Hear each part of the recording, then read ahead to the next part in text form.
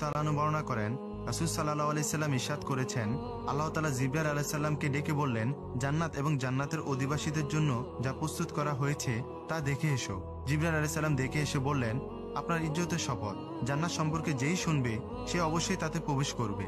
এরপর তাকে কষ্ট, যন্ত্রণা ও অপছন্দনীয় বিষয়ে মুড়ে দেওয়া হলো। অতঃপর আল্লাহ তাআলা জিবরাইল আলাইহিস সালামকে বললেন, এবার দেখে এসো। জিবরাইল আলাইহিস সালাম দেখে এসে বললেন, আপনার ইজ্জতের শপথ, আমি তো আশঙ্কা করছি কেউ তাতে প্রবেশ করতে পারবে না।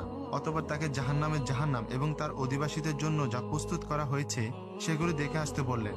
জিবরাইল আলাইহিস সালাম দেখে এসে বললেন, আপনার ইজ্জতের শপথ, জাহান্নাম সম্পর্কে যেই শুনবে সে কোনোভাবেই তাতে প্রবেশ করবে না। এরপর তাকে প্রবৃত্তি, আশঙ্কা ও কামনায় মুড়ে দেওয়া হলো।